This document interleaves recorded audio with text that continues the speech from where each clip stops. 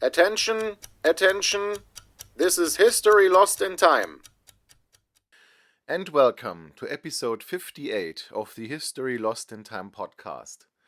This podcast is available in German and English on YouTube, Spotify and Podcast.de with a social media presence on Blue Sky and Instagram.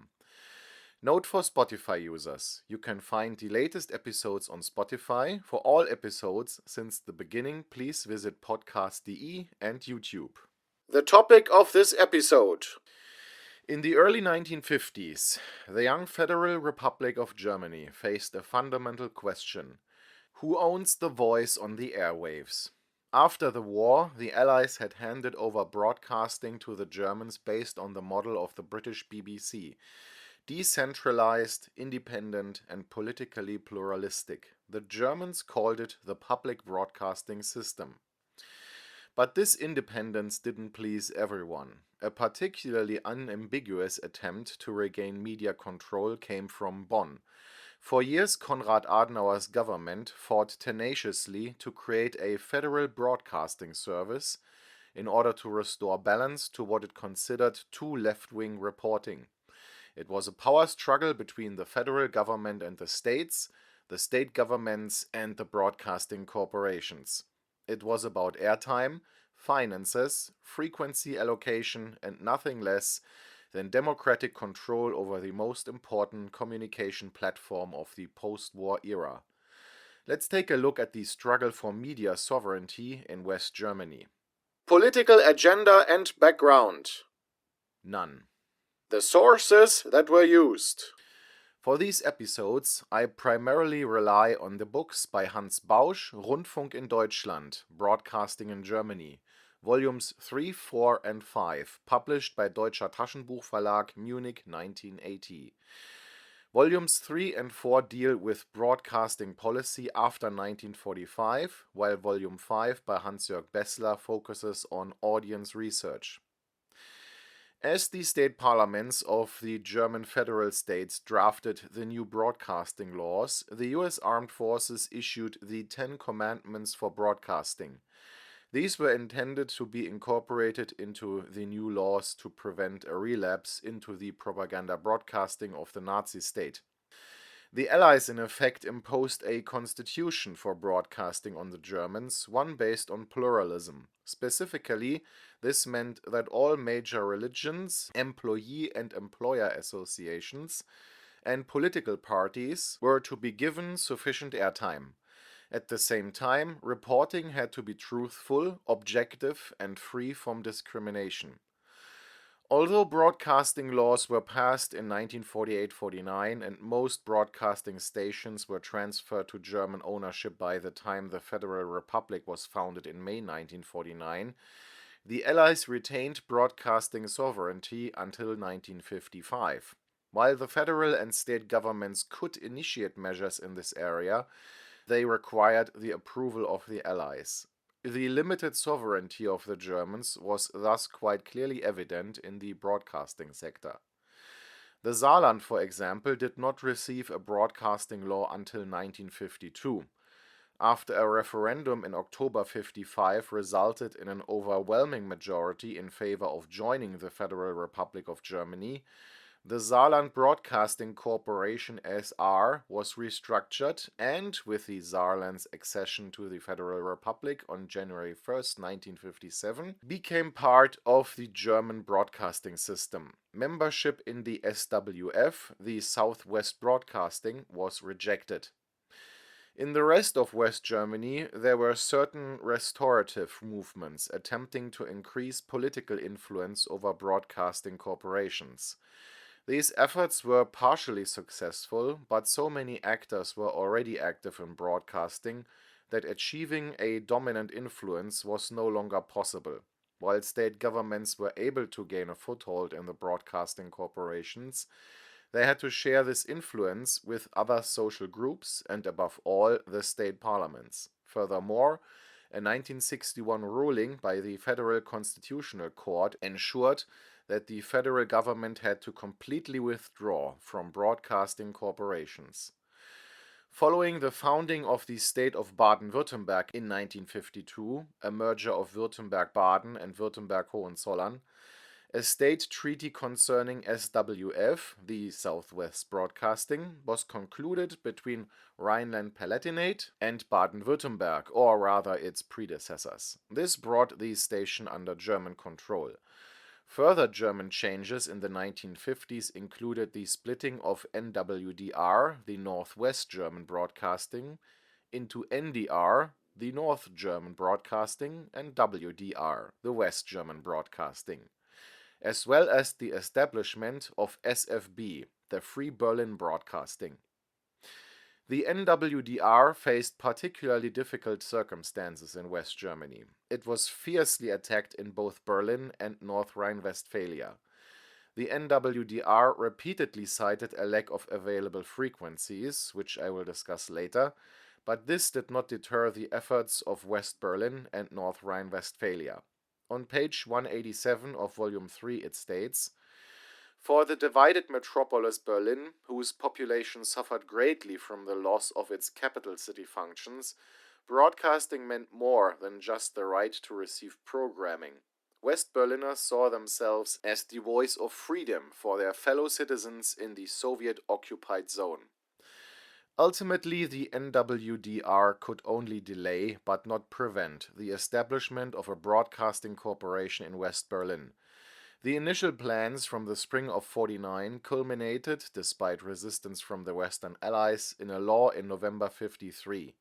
The SFB began broadcasting in June '54 and, from the autumn of '57, was also able to take over the former broadcasting center of the East German station Berliner Rundfunk, which was located in the British sector.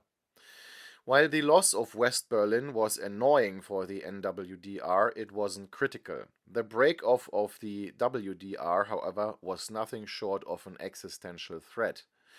The NWDR headquarters were in Hamburg, but 57% of its listeners, and thus its fee payers, lived in North Rhine-Westphalia. Without North Rhine-Westphalia, the NWDR would have faced massive financial losses. The NWDR therefore did everything in its power to prevent the WDR's separation. By early '54, however, it was clear that this was no longer possible. On March 31st, 1956, the NWDR ceased to exist. For a while there was a loose connection between the NDR and WDR, the North and West German Broadcasting Association, NWRV. But this too only lasted until 1961, before being dissolved. For Cologne, the new WDR, it was a liberating move, generating a surplus of 11 million Deutsche Mark, and the new station was able to launch with great momentum. For NDR in Hamburg and Hanover, however, it was a cold shower, a shortfall of 3.2 million D-Mark. NDR had to immediately switch to austerity measures. For purely financial reasons, Lower Saxony, Schleswig-Holstein and Hamburg had to remain together within NDR. Individual stations would have faced the same problem as Radio Bremen, an insufficient financial foundation. NDR once again offered Radio Bremen membership in its network, and once again Bremen declined. The biggest conflict during this period was between the federal government and the broadcasting corporations, or rather the individual states. Since public broadcasting is not explicitly enshrined in the Basic Law, Germany's constitution, the federal government attempted until 1961 to seize control of broadcasting through a Federal Broadcasting Act, thereby restoring the federal government's sovereignty over broadcasting that had existed since the Weimar Republic. After all, the federal government had no broadcasters of its own and had to work with the state broadcasters. And this was something the federal government strongly disliked. As the government, it was naturally criticized by the media, a normal occurrence in a democracy. The impulse of any government is, of course, to influence reporting. The argument put forward by the government at the time was that broadcasting was too left-wing and therefore belonged under federal control in order to restore balance and neutrality. However, since the states governed by the CDU and CSU also resisted this, the two left-wing argument didn't really hold water. The Adenauer government attempted to bring broadcasting under its control in three phases. In the first phase, from 49 to 53, it failed due to the Allies, who retained sovereignty over broadcasting. In the second phase, from 53 to 57, the government tried to gain a foothold in the broadcasting corporations through negotiations, but this failed due to resistance from the states. In the third phase, from 57 to 61, the government attempted to create a fait accompli. The plan was to introduce three broadcasting corporations: a nationwide long-wave transmitter, an international short-wave transmitter, and a second television channel. The government's ally was the Federal Post Office, which sought to reclaim its former responsibilities through this measure. In addition to the two left-wing argument, the government also put forward the shaky argument that the structure of broadcasting had been imposed on Germany by the Allies was now outdated and no longer suited to the Federal Republic. The numerous changes that had taken place in the 1950s, such as the splitting of NWDR and the founding of SFB, were completely ignored. The third argument, however, had some merit. According to this argument, there was no West German international broadcaster and no national German broadcaster. Such broadcasters would be an instrument of foreign policy, and therefore a matter of the federal government, not the states. In 1959, the cabinet introduced the Federal Broadcasting Act, which aimed to establish these three broadcasting corporations. The states challenged it in court and won. The Federal Constitutional Court struck down large parts of the Federal Broadcasting Act and definitely ruled that broadcasting was a matter for the states. An exception was made for the two radio stations, which were seen as instruments of foreign policy. A truncated version of the law was allowed to come into effect and formed the basis for the shortwave transmitter Deutsche Welle and the longwave transmitter Deutschlandfunk. From the remnants of the bankrupt Adenauer television, the second German television program ZDF emerged. Not a federal state television channel, but a public broadcasting corporation without any connection to the states. Only after the legal defeat before the Constitutional Court did the federal government and the Federal Post Office finally give up. The extent to which political views shaped the Adenauer government's opinion on this issue is demonstrated by the following two quotations. The first is from the journalist Sebastian Haffner, who is quoted in Volume 3 on page 404 as follows. The original is from an article in the newspaper Observer from April 24, 1960. A left-wing radical nonconformity, neither communist nor social democratic, but hostile to the government, disdainful of the economic miracle, nationally self-critical to the point of anti-German sentiment, calling for belated repentance for Nazi sins and sometimes for belated prosecution of former Nazis. This has become a growing force in West German public opinion in roughly the last 3 years. It forms the main current in the reviving German literature, has focal points in the universities, in the Protestant church, in the press, and completely dominates German television. Konrad Adenauer commented on this article as follows, printed in the same source on the same page. And now, ladies and gentlemen, I don't care for people who are in a peculiar state of mind. Therefore, I believe we should approach the resolution of this matter with all our energy. Both Deutsche Welle and Deutschlandfunk had predecessors. Deutsche Welle launched as early as May 3, 1953, but was initially overseen by NWDR and later by WDR. It was funded by the federal government and only later integrated with the other ARD broadcasting corporations. Deutschlandfunk officially launched in 1962, but it already had a popular predecessor, the German longwave transmitter from 1953. Initially, this transmitter broadcast only music and was therefore extremely popular, especially in East Germany.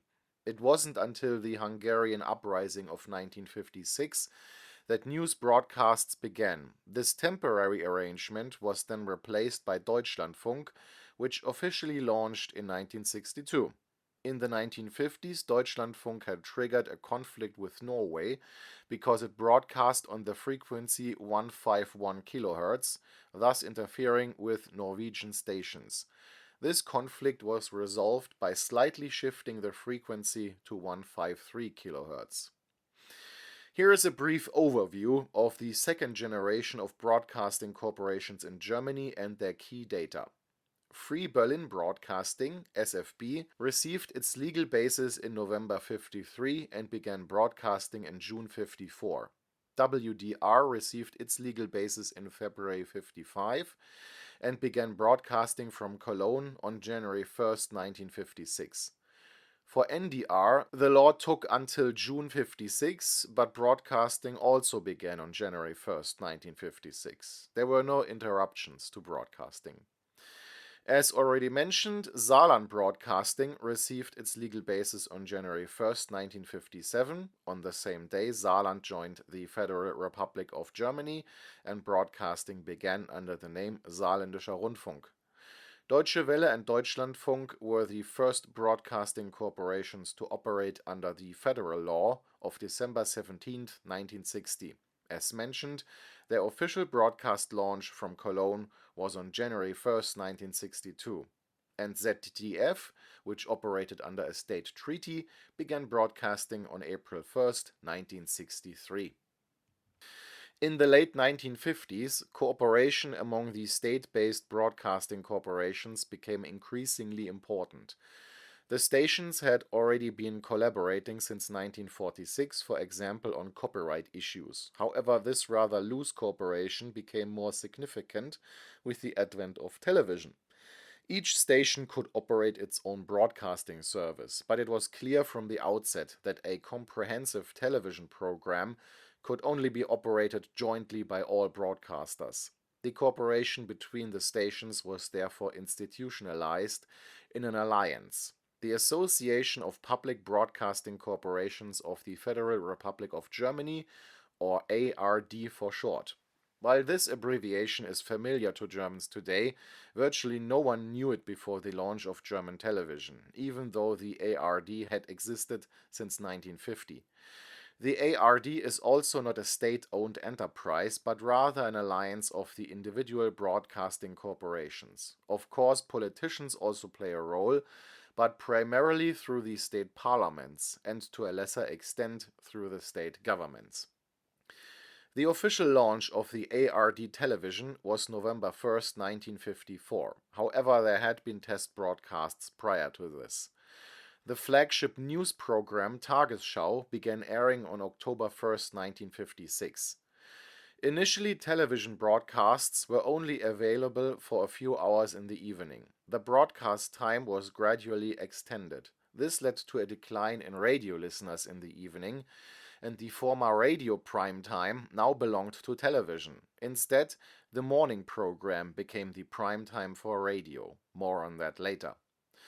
The broadcasters shared the television burden according to a set formula. Under the initial formula, NWDR was required to contribute 50% of the programming.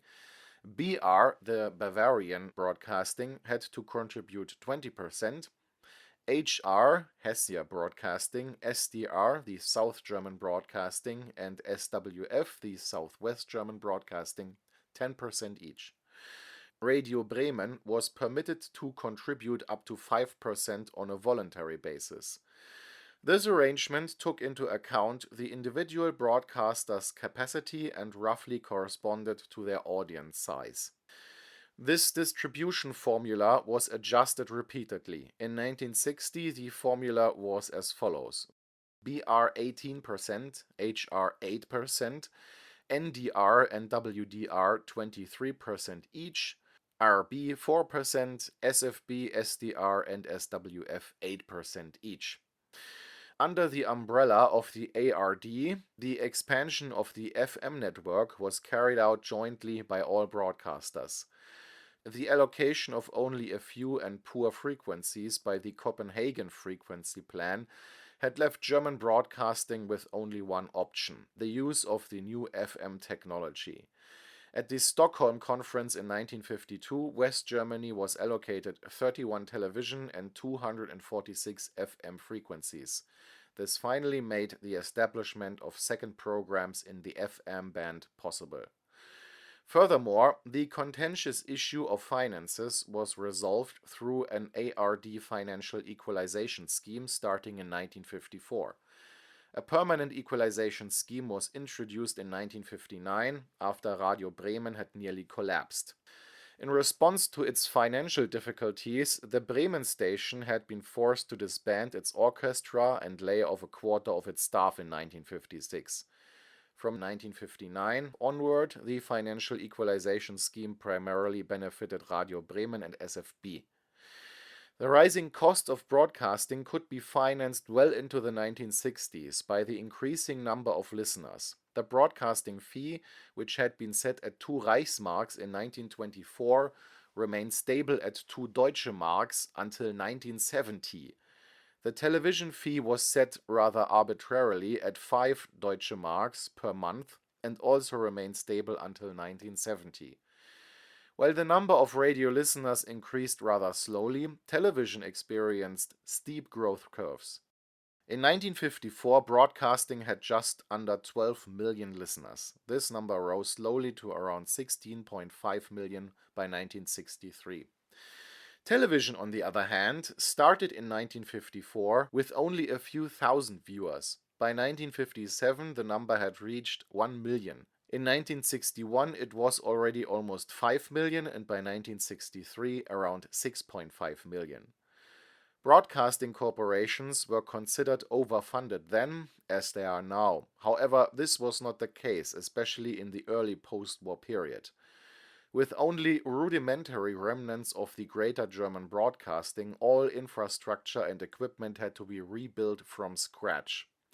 The SDR's broadcasting studio was initially a mobile broadcasting van parked in a parking lot, from which only live broadcasts were possible. Anyone needing to go to the microphone had to open the vehicle doors very quietly and close them just as carefully when leaving. How live musical performances were possible under such conditions is difficult to imagine. Ultimately, the broadcasting fee could not remain at 2 Deutsche Mark indefinitely. Salaries and prices hadn't stayed at the levels of the 1920s. It was already remarkable that the broadcasting fee had remained stable from 1924 to 70. Where else are there costs or prices that remain virtually unchanged for almost 50 years? During the 1970s, there were 3 increases, some of them quite significant. The high inflation of the time, which only subsided in the 1980s, was one of the reasons for these increases. The number of listeners and viewers continued to rise during this period, reaching almost parity between radio and television by the end of the 1970s. In 1964, there were 17 million radio listeners and 8.5 million television viewers. By 1970, these figures had risen to 19 million listeners and 16 million viewers. By 1978, these numbers had reached 22 million listeners and 20 million viewers.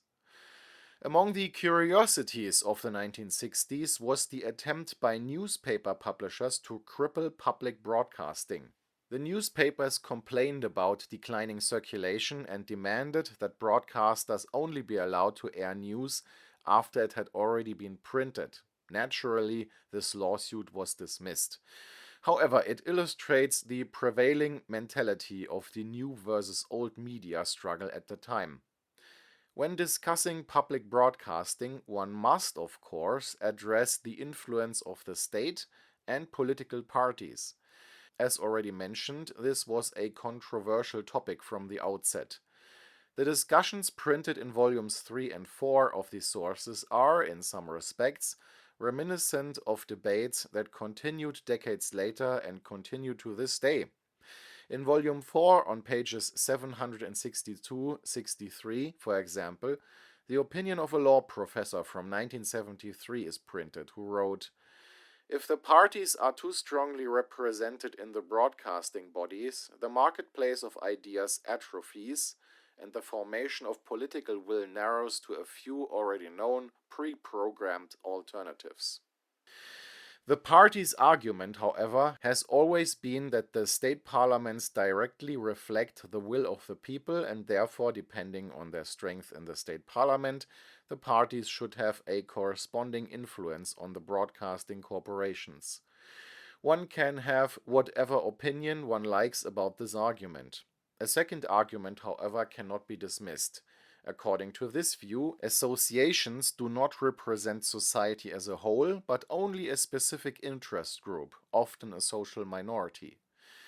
My personal opinion is that it is precisely this mix of different groups that creates a reasonably realistic representation of society in the broadcasting corporations. It is, of course, understandable that every group tries to accumulate as much influence as possible, but just because one understands this desire doesn't mean one should give in to it. Despite all the criticism of political influence on broadcasting, it must be acknowledged that the influence of politics on the media is less today than it was during the Weimar Republic. Back then, there were party newspapers with circulations in the millions, something that practically no longer exists. Since the 1980s, private radio and television stations have emerged, and since the 2000s, so many internet-based media outlets have appeared that controlling the media in democratic systems is virtually impossible. If this actually happens, a society descends into autocracy. However, to avoid becoming isolated in one's own media bubble, it is generally advised, and I wholeheartedly agree, to consume as broad a range of media as possible, not just one's favorite sources. In the 1970s, the three major political parties in Germany, the CDU-CSU, SPD and FDP, agreed that public broadcasting should be organized as a public service broadcasting organization. However, the actions of politicians within the broadcasting corporations did not always align with the plans of the party headquarters, as can be seen in Volume 4, page 766. As a rule, directors and heads of departments felt bound by professional standards, and some even disappointed their own parties. However, the pressure that politicians repeatedly exerted on directors and editors-in-chief on behalf of their parties cannot be denied. Broadcasting employees were never civil servants and therefore never subject to political directives. Moreover, in a democracy, any attempt by the government to influence broadcasting is short-sighted. After a change of government, control would simply pass to the competition. But if one no longer allows changes of government, one has arrived at an autocracy. Volume 4 concludes on page 857 with the following remark, which remains valid today. Of course, no civil servant, minister, or politician is prohibited from criticizing radio and television programs in any conceivable way. It also goes without saying that the state and its representatives may express any objective criticism of a program in order to demand a correction of a false statement or a counter-argument. However, attempts to exert influence are problematic when the weight of a state institution or position is placed on the scales of program design with a more or less threatening gesture. A few finishing words. The 1961 ruling of the Federal Constitutional Court was a clear defeat for the federal government, but a resounding victory for the federal structure and the independence of broadcasting. While Deutsche Welle and Deutschlandfunk were established at the federal level as instruments of foreign policy, broadcasting sovereignty remained definitely a matter for the individual states. And the failed Adenauer television became ZDF, without any connection to the states. What this struggle teaches us today is highly relevant. The tension between politics and the media is unavoidable. Every political group wants to accumulate the greatest possible influence be it through broadcasting, newspapers, or today the internet. But it is precisely this mix of different social groups and parties on the broadcasting boards, however complex it may be, that forms a bulwark against autocracy. For the attempt to influence programming with the weight of a state institution remains a democratic no-go, even today. The struggles of the 1950s laid the foundation for Germany's current broad spectrum of media, which operate independently. And even though public broadcasting is repeatedly the target of criticism, no one has yet proposed a better alternative. Thank you. This was History Lost in Time.